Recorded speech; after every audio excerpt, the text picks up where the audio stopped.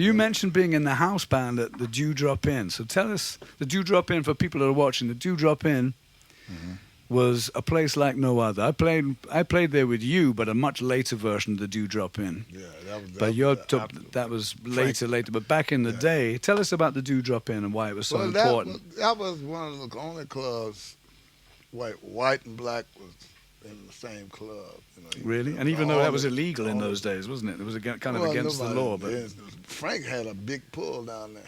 Yeah, Frank Panier. Yeah, he had a big pull down there. So it was the only club you could go and play, nightclub where you had, and especially in the black neighborhood, you know, white tablecloths, you know. So it was kind of a classy joint. Oh, definitely classy. Was it different from like the Club Tijuana or the places where they was no, it more higher class? It was about the size, almost close to the size of Tips. Oh, it was? For real? Yeah, but you had tables. Oh, yeah.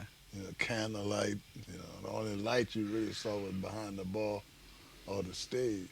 So what were some of your best memories of nights at the Dewdrop Inn? Who did you used to go and see at the Dewdrop? Well, Escarita was one. Big Joe Turner, Earl, they would play, Benny Spellman, all these cats. Huey Smith and the Clowns? Huh? Huey Smith? Huey Smith and the Clowns. At that time, when I played with there, the Clowns had left Huey Smith. Oh. And they had formed their own group called the TikToks. Oh, okay. I've heard of the TikToks, yeah. And I played with them for a while. Did you?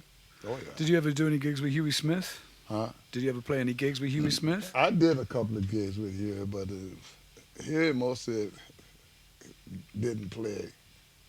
He let the band play. I heard that James Rivers was here, and he said when he played in Huey's band, James Booker played. Yeah. Huey didn't even play. He didn't even go on the road. No, he was weird. He was definitely a weird guy. Strange guy. Good piano player, though. Who that? Huey Smith? Yeah, he was all had a right. style, you know. Yeah, he had his own style. Well, that was the thing in New Orleans. If you have your own style of music, you get recognized. Sure. You know.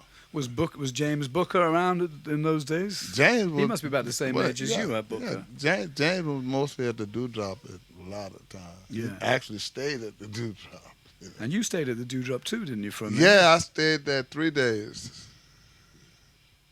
And, man, the first day, it was cool. Really cool. The second day, I goes downstairs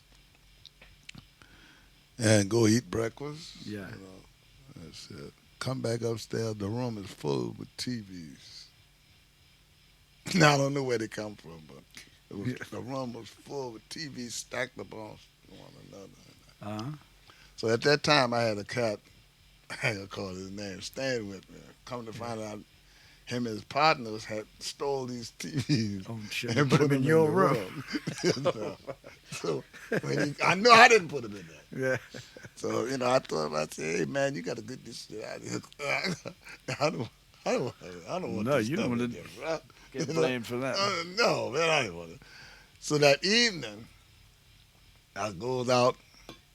Me and John, that's when they formed a group called the TikToks. I went out with them to Baton Rouge to play a gig, and come to find out, we ran out of gas on the way back home.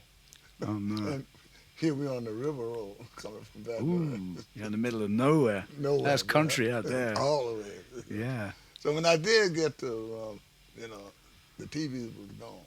Everyone, except for the one that belonged to me. Yeah.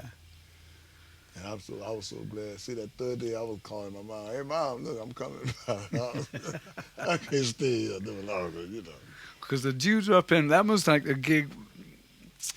It was a big place, wasn't it? They had a restaurant in there, and they had rooms upstairs. And Ray Charles actually lived at the Dewdrop for quite a long time. Who?